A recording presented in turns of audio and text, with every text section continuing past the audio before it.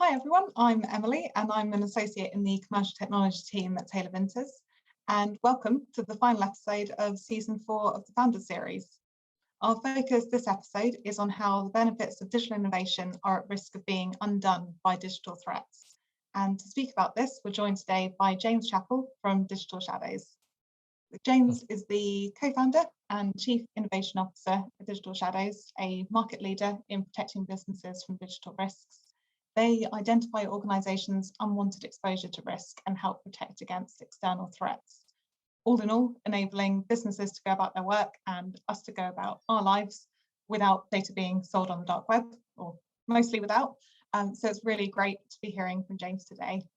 So today we'll spend about 40 minutes talking with James about his background as a security architect, how he came to co-found and lead the team at Digital Shadows, and his top tips for businesses and individuals when it comes to cybersecurity.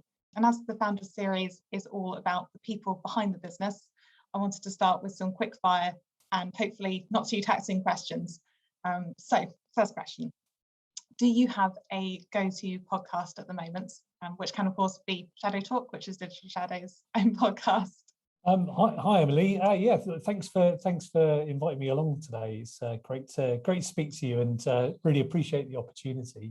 In terms of podcasts, there's a few. Obviously, Shadow Talk, which is Digital Shadow's own podcast, and I'm delighted to welcome Vinters along to one of those in the past. So I do listen to a lot of cybersecurity podcasts, and there's a gentleman called Patrick Gray who does a really good podcast. So it's very interesting now. There's a lot of cybersecurity podcasts, interestingly. It's beyond the Apple Store. It's quite a lot. So he runs a podcast called Risky Business, and it's one of my favorites. It's well worth a listen. And I think what I like about it is he comes at it from a business perspective, but then also sort of blends in the tech side. So if you're a bit of a geek like me, but enjoy business, that's a really good one. Oh, brilliant. Yeah, I've just started the Darknet Diaries series, which again, very similar. And it's so good for the terminology behind it that I'm just starting to learn by osmosis because I'm not techie. So that's a good way in for me. Actually, I'm going to break the rules now and give you another one. There's also the Lazarus Heist. If you've been listening to that, it's BBC.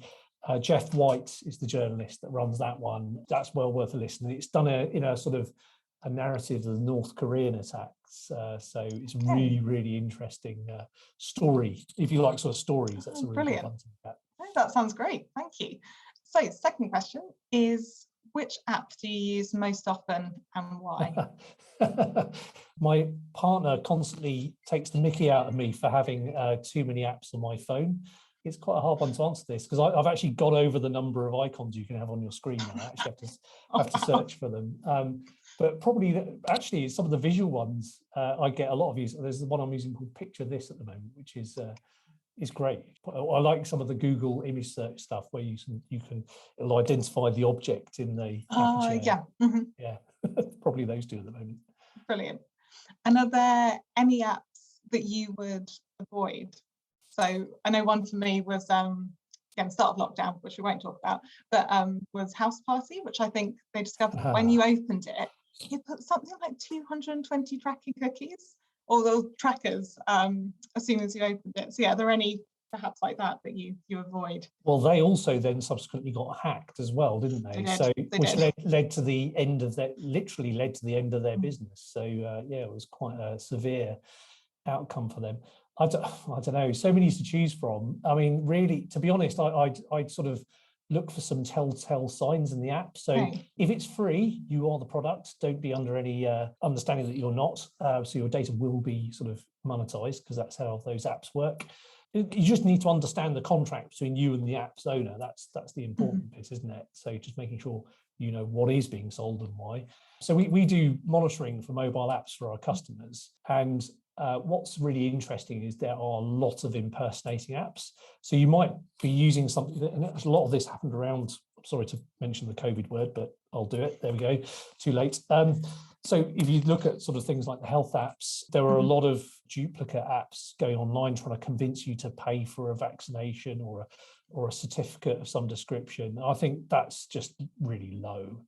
I really think that's that sucks in a big way. So yeah, absolutely no way would I condone those apps. And I think knowing how unfortunately criminals profit from some of that stuff, I think it's really bad that our industry has sort of for a long time sort of blamed the users for getting involved in a scam. And I think that's wrong, because actually scams now these days are so convincing that, I mean, there's ones that I'd fall for. If you know what I'm interested in, that there's a phishing or an app campaign out there for almost anyone. And it's not because you're not intelligent. You just happen to be, either you're in a rush or you don't have the time to sort of properly consider something, and you can unfortunately fall foul to these things. So I believe the right thing to do is have spidey senses. If something seems a little bit off, rely on that feeling. That's a really useful indicator that you might want to sort of question what you're entering your data into or what you're downloading.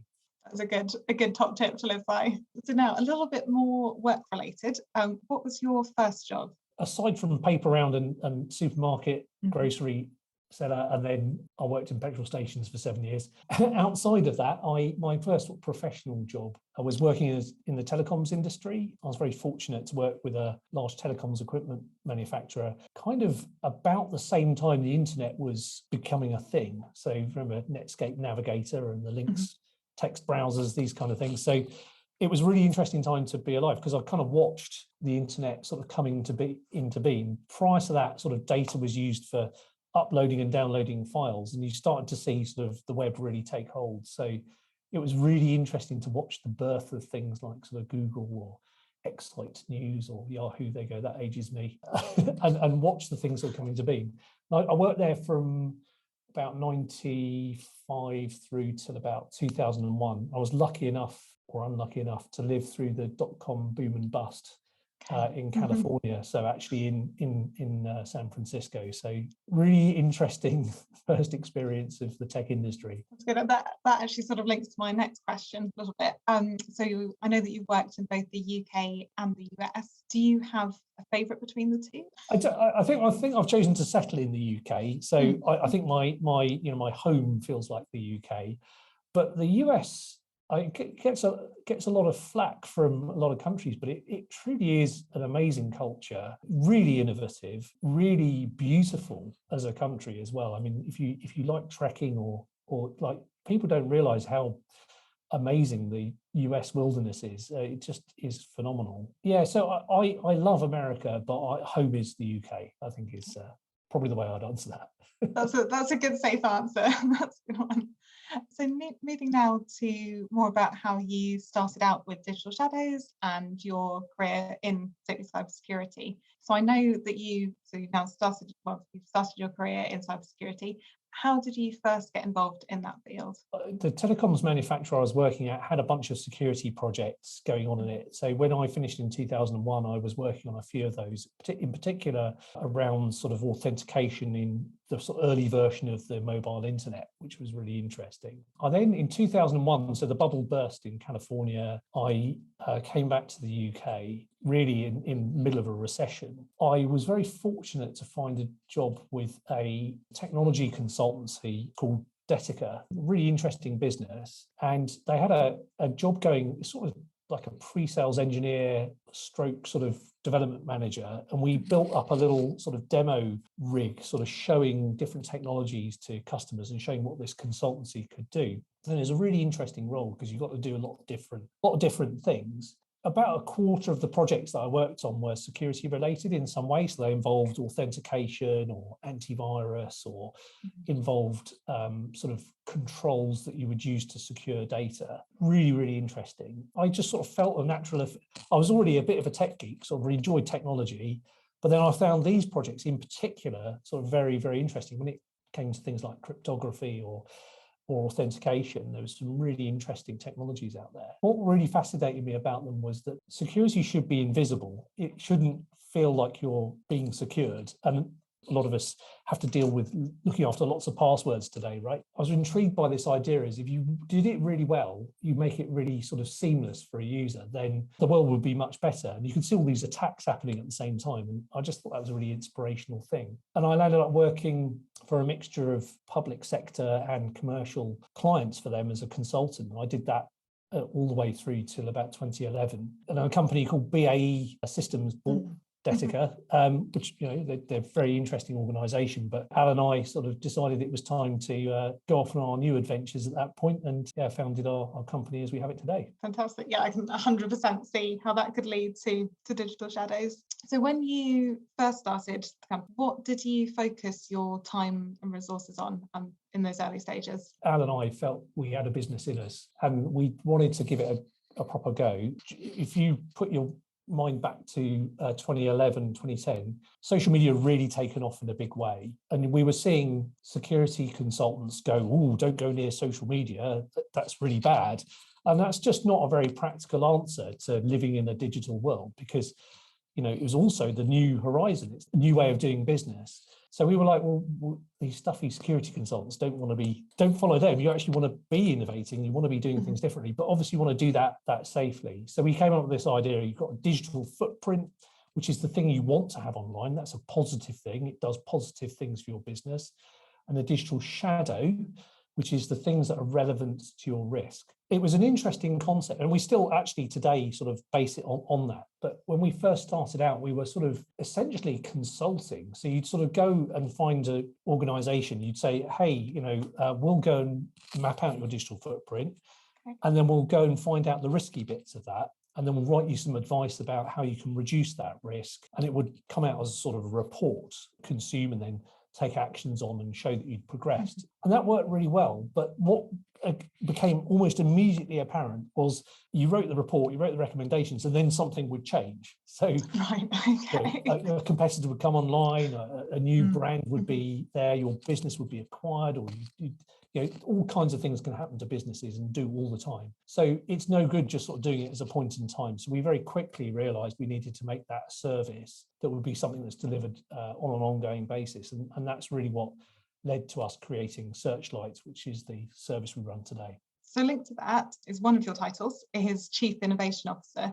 Could you tell us a little bit about what a Chief Innovation Officer is and what the core focus of your role is now? I still am a founder for the business, sort of first and foremost. And I think really I'm very interested in how we progress our service. I'm very fortunate to work with a brilliant team. So we've got our Chief Technology Officer. I used to be our CTO, and I passed it over to my colleague Brian, who's our Chief Technology Officer today. And I think that's great because he leads our development teams, and I was more of a solutions-focused CTO rather than a development-focused CTO. So then I moved into sort of Chief Innovation Officer. And I guess what I do in this role is I look at what our market is doing. We'll look at what security specialists in similar roles to the ones that I'd done previously are doing and what they're interested in, and try and help input into our product strategy and input into our development schemes, or, you know, using that knowledge and that insights. That's primarily what the role is. Having said that, I kind of do a bit of everything, because whatever needs doing is what I do. So at the moment, I'm working in our customer success team, and I'm working on our support offerings. I think they're really interesting parts of our business. It's really great working with customers. You really get to a better sense of what they're interested in by working directly with them. So I really enjoy that. So you've already covered this a little bit in terms of Brian as your CTO, but who else makes up the Digital Shadows team, and how did you all come to work together? Some of us worked together previously. So with a lot of businesses, you learn to sort of create relationships and trust that you build over time. Quite a few of our team came over from our previous employer. So, for example, our very first developer is Emily, and she's phenomenal. She's absolutely, she heads up all of our engineering work and has, you know, ran all the technology for the product from day one, from like turning it from spreadsheets into code. It was really quite phenomenal how she coped with what we threw at her. And she really owned it from day one. And for quite a while, we had an all-female development team. It was it was great. Yeah, really good for diversity. Unfortunately, we managed to dilute that with some men along the way, but it's I would say they're very talented men, I will add, but it's great to have a bit more balance in that team. I've sort of been very fortunate to work with Brian, our CTO, since actually 2001 when I first worked with him. Maria Mustakis, who's our Chief Revenue Officer, comes from this phenomenal career at places like RSA, Mimecast. She brings a wealth of experience with her, and she really has powered our growth. You know, she's really made an enormous difference. Rick Holland joined us from Forrester. He was an industry analyst for our area, and he was so interested, he took a job with us, which was phenomenal. So that was really great. And people like James Merrick, who sort of runs our managed services and some of our partnerships, did a phenomenal job too. So yeah, I'm really blessed to work with some incredibly talented people. They always say recruit people who are better than you. I'm very glad to say we did. So you've achieved that. That sounds like a very, very strong team. Moving to sort of next set of questions and moving into a little bit more detail on what Digital Shadows does. I think it would be good to run through some of the terminology that would be helpful for people listening and people like me that have very limited knowledge of cybersecurity. So after you got started in the world of cybersecurity, you began to focus specifically on digital footprints, as you said. So could you tell us just a little bit more about what a digital footprint is? And in particular, would you want to erase a digital shadow or a digital footprint altogether, or is there value in it? So a digital footprint is anywhere that you leave some trace of your interaction with the internet online. And we all have a digital footprint. I think I'm very fortunate to be of a particular vintage where I grew up without a digital footprint in my early years, but I certainly have one now. And I think you look at sort of young people growing up today, they've never known a world any different. They've grown up interacting with the internet pretty much from day one. Every even before they're born, you know, the ultrasound that goes onto Facebook. We all definitely have one.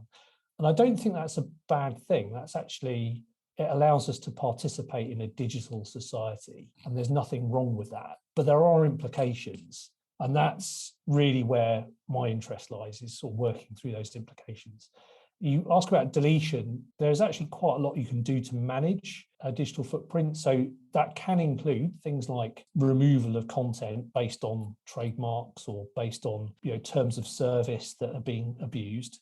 There are cases where you cannot remove content. So, for example, if a criminal gang has obtained your data and have published it on a service that uses anonymity, it's very, very difficult to get that removed. But what you can do is place it in some context and optimize how it's seen online. And next question, which is potentially quite broad, we'll try and get there, is what and where is the dark web? It's a really interesting term, isn't it? It's also very newsworthy because it kind of encapsulates people's fear that there is a set of things which are secrets and clandestine, and you should be really worried about it. I'll give you my definition of the dark web, and there are lots of different definitions. My definition of the dark web is anywhere on the internet where there's a sort of interest in sort of selling or transacting either personal information or extorting money. Ultimately, all criminality is about money in some way or another. Well, a lot of criminality is about money in one form or another. And for me, the dark web are the places on the internet where criminals might sort of hang out or interact with one another. And that is interesting to organizations. It's worth saying there are some very legitimate services which provide enhanced anonymity or enhanced privacy to individuals, right? And that includes you or I. If your user's messaging app, you've got things like Signal, which keep your messages sort of away from prying eyes. There's services such as the Invisible Internet Project, or there's a thing called the Onion Router, or Tor, where you can publish content and it can't be traced back to you. So that gives it anonymity. Or you can browse the internet free from the host knowing who you are or where you came from. And that's a good thing, right? If you like privacy, if you like anonymity, that's a positive thing. It's also quite attractive to criminals because they're trying to evade the long arm of the law, and they also find those attractive qualities of those services. It doesn't mean those services are bad, just in the same way that a telephone wouldn't be responsible for prank calls. It's the person making the prank calls that should be blamed for that, not the telephone.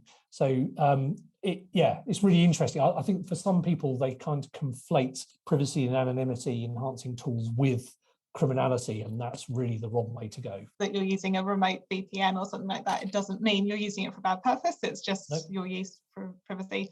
Fantastic. So last question to help us set up the terminology side of things is cyber resilience. So what does that mean to you? I think this is a really important concept. So I think for a long time in security, we're about building the castle walls higher and higher and trying to stop the bad people from sort of coming in and stealing the data.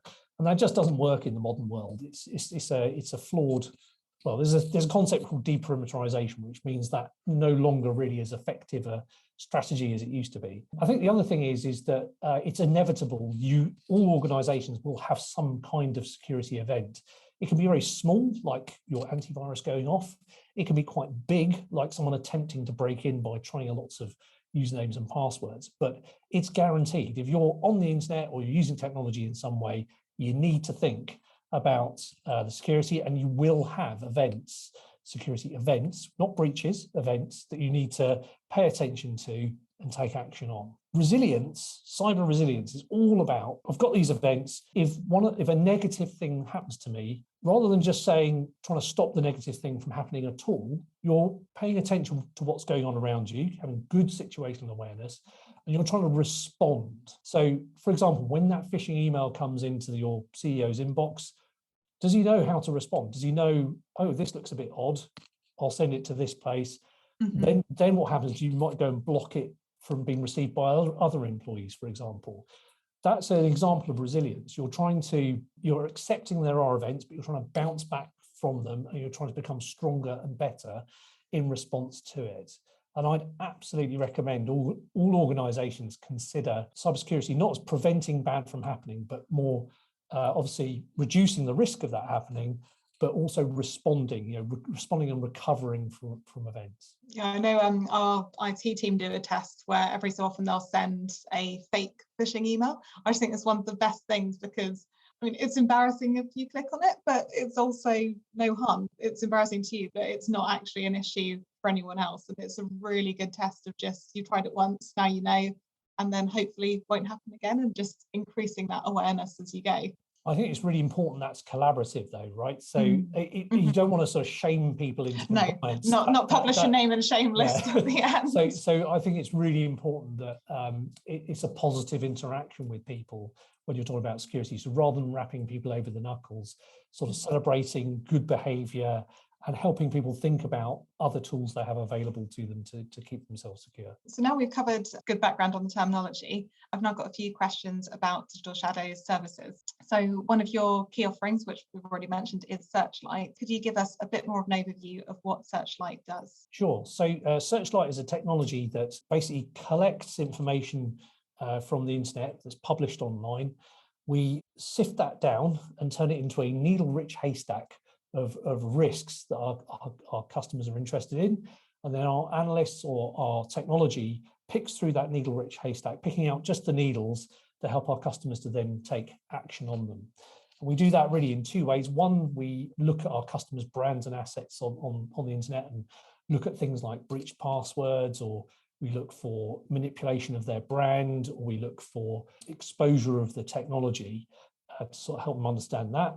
We also look at attacker behaviors, so the footprint that attackers leave behind online, and learn from that about how they're behaving, so our customers are able to better secure themselves. So is there any emerging technology in this area that either you plan to use as part of Digital Shadows, or that you'd recommend businesses use to help them better protect against those types of risks? So I guess, so we actually publish a guide that we're very interested in digital risk and threat intelligence. And we do publish a guide that provides some free tools that you can go ahead and use. So we have a document called the Practical Guide to Digital Risk, which is an interesting, you don't have to spend a penny. We've got loads of examples there of things you can do for absolutely for free that you can go and try out. I think in terms of emerging technologies, I think there's a couple of interesting areas. One is looking at sort of the borderless nature of digital business. So we've been quite interested in there's a set of tools at the moment that help you understand how your organization is using other services online, whereas we now live in this software as a service world. Understanding where your data is going to is really important. So I think there's some really useful sort of technologies that can help with that. I think authentication is another great area. I think we're finally getting to a world where it's more than just usernames and passwords. There's a lot of password-less technologies where it's the thing that you have that helps you authenticate with a service. I think that's really exciting. Obviously, interesting privacy implications there as well, which you need to think through. I think also some of the services now are getting quite good. So I've been really interested in sort of endpoint detection and response and how that's evolving into a more joined up approach for managed security services. So instead of knitting together you used to have big companies would go out and buy lots of different solutions. I think we're beginning to get better at be able to acquire services that join that all up for you. You have one relationship with that supplier who then provides the technology. And I think that's a really important shift in our industry, because it's not very practical for businesses to just join up lots of different technologies. They really need to go to one place for all of that. I suppose it helps as well to close any gaps that if you're working with lots of different providers, they don't know who's supporting you elsewhere. Whereas if you've got visibility on both sides, that I imagine really helps. I've got a general interest question. So I saw that you recently, or actually not so recently, wrote this question a while ago, but recently commented on the Poly network hack, where a hacker stole and then returned, I think it was about $600 million worth crypto coins from Poly network. Now their justification for that was that it was the only way to highlight the bug without risking that someone with bad intentions would utilize that gap. What are your views? Judge my expressions, not that good. What are your views on that type of hacking? And is that ethical? Well, it's not lawful, so no. Did it highlight the issue? Yes, it did. That was an example of a distributed finance platform. So this isn't a cryptocurrency itself, it's more a platform for moving currency between one coin and another. It was a really interesting one. I think it was sensationalism. I do think it brought attention to the issue. I don't believe all the funds were returned, so it's still theft. It's another key part, yeah. So theft is illegal, or not lawful. You probably tell me the correct terminology, but So I think the right thing to do is to work with the security teams on those projects and not sort of just publish it out and about. There's a really big problem with a thing called we call it beg bounty. So if you run a website or a business, you're going to get lots of emails from people going, "Oh, hello, I found a vulnerability in a website. Are you going to pay me some money?" And so it's been labelled beg bounty now in our industry, and I don't think that's particularly ethical either. There's plenty of really good professional frameworks for doing that sort of thing under proper bug bounty programs that people will benefit from more. And then actually there's a really great set of professional careers out there. We need good professional cybersecurity professionals badly. We're so short of resources. Go get a job. Don't go around extorting money out of people. It's not fun. Yeah, my partner was involved, well, not involved in, that sounds terrible, worked as an ethical hacker employed by a company to do it. And knowing the amount of security clearances he had to go through to do that, the non-ethical hacking is clearly not a good option to take. Do you have a go-to example of a hack that should convince businesses to prioritize cybersecurity before something goes wrong? I think probably ransomware is the thing right now, which is rightly occupying the mind of a lot of security professionals. And in particular, I'll just pick one group at random, but Conti is particularly active right now. So they're an example of a Russophone organised crime group. So the way those work, their pay will get breached. So what they will do is they'll find a vulnerable computer somewhere on the network of a victim. They'll exploit a weakness in that computer, and then they will acquire as much data as they physically can. And they will also deploy some sort of a computer program to lock up the network. By the time the actual action has happened, they've got all your data. They then hit a button, lock up all your computers, and then send you a ransom note saying, hey, pay us some money if you want your data back and don't want to appear on the news. And they do this a lot. They do it a tremendous amount. And what's really interesting about these attacks is they tend to be very opportunistic in nature. So it's not that you are vulnerable to they do have some more advanced techniques than we saw maybe sort of 5-6 years ago. But the stuff they're exploiting are things like vulnerable remote access computers or VPNs. It's not stuff that, if you have a security program, it's the sort of stuff you can patch and you can manage, and it's all achievable. And I think there's a big problem in our industry sort of going, oh, this stuff's just too hard, we'll just hope that we won't get hacked. Don't do that.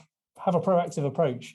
Patch your systems, have strong authentication. It's a really good thing to focus on. It's no coincidence that the UK National Cybersecurity Centre is making one of its top risks right now, ransomware. And they're working really hard to educate businesses, how to sort of properly defend against it. So please go check them out. They've got a really good set of resources to help with that. Yeah, that's brilliant that they're tackling it, but not good that they have to tackle it as such, that it is such an issue at the moment. So that's businesses, but in terms of individuals and maybe even people listening, what can individuals do to protect their data online? So that could be personal brand, financial data, other information. Are there any top tips that you've got for individuals? I guess from a personal perspective, do use different passwords for different services. There's 25 billion passwords routinely shared online by hackers, and they will reuse those at every opportunity. So using something like a password manager can make a big difference. If you have an opportunity to use the second factor for authentication, even if it is an SMS, and I know it's not perfect, but it does make quite a big difference having text messages. There's also little things like authenticator apps where you've got a set of usernames and passwords. Sorry, you've got a set of digits that you can add to a password on your phone that you can add. So using the second factor is a really good way of use those opportunities when they come up. I think separating your risks according to the most vulnerability. So treating your bank account different from, say, your gym membership. Definitely think about that and sort of prioritize your security first and foremost on the things that affect your sort of wealth, maybe, and then sort of think about what you're posting online before you post it. But also don't not post online. I think that's really important to participate. Claim your identity. So a lot of people go, well, I'm going to avoid the risk by not having an online identity. Well, what's happening now is people are claiming that identity for you and then impersonating you. That does happen, and that gets quite difficult when that happens. So yeah, bear that in mind too. Oh, that's a good one. Yeah, that I hadn't thought of before. And yeah, as someone who's just started using Password Manager, I was definitely guilty of that, of reusing passwords. So since becoming more involved in data protection law, that has now changed, luckily. Perfectly normal though, and I think the more you use those sorts of tools, the lower your risk will become. So yeah, it does make a big difference. So the penultimate question for me, which is possibly quite a big one, is what is the long-term vision for Digital Shadows? I think digital footprints and digital shadows will continue to be our strategy, and I think we continue to invest in that. But there's some really interesting things going on at the moment around vulnerability intelligence. So looking at how the techniques that attackers use to break into computers are evolving, and actually, if we can keep step with those developments and tell our customers about them as they happen, I think there's some really exciting opportunities around that. I think sources continue to diversify, so we're looking at sort of new platforms to add to our coverage, which are really interesting. Criminals will continue to innovate, so we'll continue to innovate ahead of them and make sure that we're keeping a step and hopefully one step ahead of where they're heading. I think growth-wise, it's amazing to work with a brilliant team that we have today globally. How we fit into the ecosystem of all the other cybersecurity tools is really important. And I talked about using managed partners or services. I think sort of how we fit into those services is really important going forward. So we're thinking quite hard about how we provide joined up services to customers as part of their overall security strategy. So I think there's some really exciting things going on in that space right now. So my final question is, what advice would you give to other founders or co-founders who want to have a positive impact? People are everything, I think. And I think that those people can be your employees. So I say I'm really privileged to work with some brilliant people. And I think a lot of our success is down to those people. So don't ever undervalue the people that you have in your business. And I'm sure most founders wouldn't. Those people are also your customers. And I think building partnerships rather than sort of client vendor relationships is really important. So you're part of their team, you're part of building a culture with your customers. It's so important. I think that also goes to your suppliers as well, right? So building partnerships with people who help you along the way is really important. So I think, you know, at the heart of everything we do are the brilliant people that we interact with every day. And my number one bit of advice is make the most of that. That's what will make you successful. That's a lovely answer. That's really good. So yeah, I think we can turn to the chat now. So we've got this first one from Kieran, who's in our social ventures team at TV. Is it a good thing that newspapers talk about cybersecurity threats, or is there a risk of journalists communicating misinformation? Yes and no is the answer to that. So yes, it's good that they raise awareness. I think there are some published information which is sort of sensationalizes the threat a little bit. It's like use of this term, dark web. I wouldn't want people not to be aware, but I also would like accuracy is quite important, and it's sometimes quite a detailed topic, and on occasion journalists can gloss over the detail, which is sometimes quite important to what's going on. Yeah, it's about, essentially I try and talk to the journalists who I know have got a bit of experience and sort of report well on these topics, and try and perpetuate that. Yeah, I guess even me paraphrasing the Poly Network case can make the hacker come across as quite good, whereas actually everything about it was wrong. That's actually quite an involved case, and you know it's not easy for people to understand. I think you highlighted the ethical bit of that, which was really important. And yeah, I don't think there was anything wrong in your perception of it at all. No, just in terms of the journalist evaluation of it was. No, this looks ethical when it was not. Yeah, no, absolutely not. So another question we've got on the chat is from an anonymous attendee, which is, how do you encourage a culture of innovation within digital shadows? Yeah, so it's really important one. So we have things like, so I actually work with our engineering team and our CTO on this. So we have things like hack days where our engineering team can sort of bring up an idea and just work on that. We have basically 2 or 3 days where they start with ideas at the beginning of the process, and at the end they've built a sort of proof of concept for a particular idea. And it's really interesting because as usually the product process is quite structured, so you've got lots of things like competitors, you've got customers, you've got internal debates sort of driving your product roadmap, and there's always a very structured plan for delivering it. So it's good to step outside of that every once in a while and give people the freedom to sort of make suggestions. I think the other thing is we run a product process where anybody can suggest an idea at any time. It goes into a hopper, and then we have a system of grading those ideas based on market and opportunity.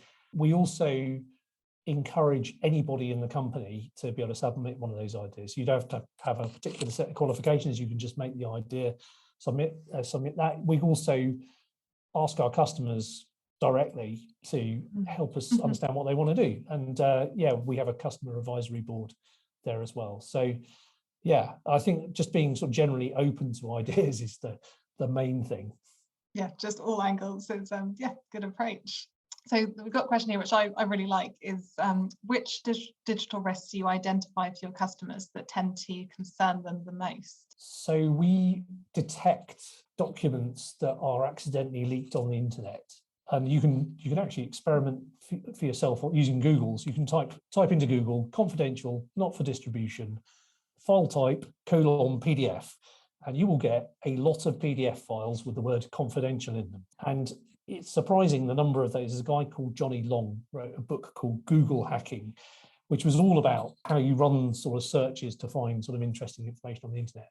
Unfortunately, due to the increase of technology, there's the number of places that documents can show up accidentally has increased massively. And probably the things we find that are most surprising for customers is where the types of documents we can find just littered around the internet, where it's just accident and misadventure. It's not malicious. It's just someone accidentally misconfiguring a device and then, you know, leaving something online. Another question we've got on the chat is, as founder, what were the biggest challenges you faced when starting up Digital Shadows? Paying ourselves. That was interesting for a few years. I ate a lot of beans. Yeah, I think sort of the biggest challenges are just getting to the minimum viable product, MVP. That's took us a couple of years, if we're honest. We validated the idea to the extent we knew it was right, but trying to get to MVP and revenue was a tough battle. But we got there, and then the revenue comes in and it proves itself. Probably the other big one was entering the US market. That was really interesting, especially it's the biggest market for cybersecurity services, but it's also the most competitive, and you're vying for the ear of people who are exceptionally busy and really don't have a lot of time to talk to providers. They just need an answer now in a very brief period of time. And going from digital, who the heck are you, to Digital Shadows in the US was probably a journey of about three years or more. And I'm very, very pleased. We've sort of invested a lot of time and effort in making that happen, and it's now our largest market. But it's to say it wasn't challenging would not be true. Okay, yeah, just trying to persuade people of the value of being proactive, not reactive, when absolutely they always have to be reactive, I imagine, is very hard. So actually that links to another question we've got in the chat, which I think we've covered the first part, but might have more to add, is does the US cybersecurity market differ from the UK's? But the second part of that we haven't covered at all, which is, would you say those markets have changed at all over the years?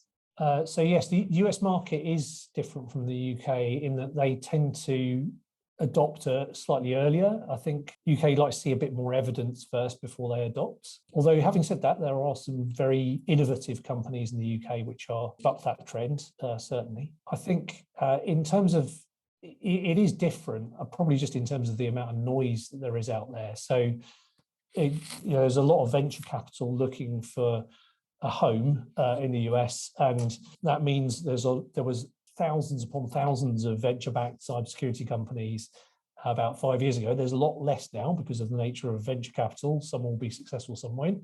I'm glad to say we've grown and established ourselves in that time, but you've got a lot of noise to shout above, and that's really quite challenging. So yeah, it's I'm glad to say we're through that now, but that's probably the biggest difference. Is the battle to get in there first. Yeah, absolutely. And one question we had, which was actually submitted before, is, in your opinion, what has been the most noteworthy change for Digital Shadows since COVID restrictions started easing? It's been brilliant to see people again. I'm actually sat in our office, which is... Oh, actually in your office. I'm very used to your background now. I just assume you're always at home. No, I'm actually in our office today, and it's been great. We've had all of our analysts coming together and catching up. So that's just been like a breath of fresh air to be able to do that again. I think the sort of positive, this idea of hybrid working is really good. Our development teams are probably more productive than they've ever been working in a more hybrid environment. I think that's been very positive. Yeah, the nature of work has completely changed. I quite like it myself, but it's not for everyone. And I think trying to cater for different approaches is important. I think also trying to find the opportunities to meet up with customers. We're having to rethink how we do that, and as a lot of businesses are. The hybrid conference is it'll be interesting to see if that stays around. And then to end on one which isn't COVID related, because we cannot end on that, is the purpose of Shadow Talk, so this podcast, to educate the general public, or is it geared more towards people who already have an interest in threat intelligence? We try and do a mix of both. So if you want to get a sense of what's going on in the world, it's sort of a up to the minute synopsis of some of the recent attacks. We try and make it useful for folks who aren't perhaps technology first in this area. So let us know if you think we need to make it more accessible. Tell us, because we certainly try and do that. We also do have some fairly deep dives on different actors and techniques. Some of those can get a bit technical, but we try and offer a range. So you'll find we'll sort of alter the content one week to the next. Yeah, as I said, started listening to Darknet Diaries, so definitely looking for more now that help with just that background terminology and getting, I think once you get your head past that, it just opens up that understanding that it all starts to make sense, which as a user is helpful. I'll give Jeff White and Lazarus Heist another plug then, because Yeah, that's just good. I think that's a really accessible podcast. I really like that. It's a really nicely put together podcast, that one. Brilliant. And then one practical one we had, which James Boyle mentioned earlier, which for those outside TV, is our head of the data protection team. He asked the fascinating question of, do you have a favorite password manager? Well, should I reveal what I use is the question. True, that is, yeah. Yes, I do. I would say, so I'm a fan of, I quite like Dashlane. I quite like 1Password as well. That's quite a good one if you're on a Mac. We've used LastPass in the past. That's pretty good. Yeah, I think, to be honest, that the UI on a lot of them is pretty good. But yeah, I personal favourite, I probably like 1Password. That's quite nicely put together. And you've sufficiently mentioned enough that we're not entirely sure what you use. So we're safe. There we go. Brilliant. So I think that's all our questions from the chat. We can wrap up now. So thank you so much, James, for joining today. I certainly learned a huge amount and will now continue to learn a huge amount. And so I hope that everyone watching did too. Thank you also to everyone watching and for all of your questions. James, before we end, is there anything that you'd like to mention or plug before we wrap up? Always just think about your organisation from an attacker's perspective. I think that's a really worthwhile thing to do.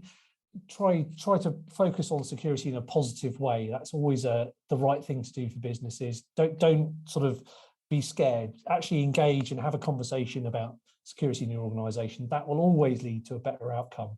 So yeah, and if you're interested in particular research or ideas, we have lots and lots of content on our website, www.digitalshadows.com, or Digital Shadows on Twitter. Come and subscribe. I'm sure we'll have some content there that'll be interesting to you as you go forward. Amazing, thank you. So this is the last episode of the season, but you can catch up on episodes 1 and 2, where we interview Dr. Deirdre O'Neill from Hertility and Rick Mower from Raw.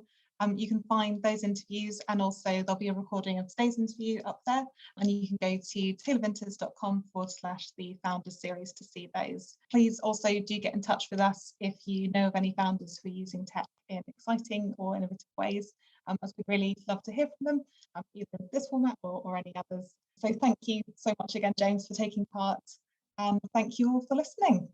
It's a pleasure. Thanks very much, Emily. Thank you. Bye, everyone.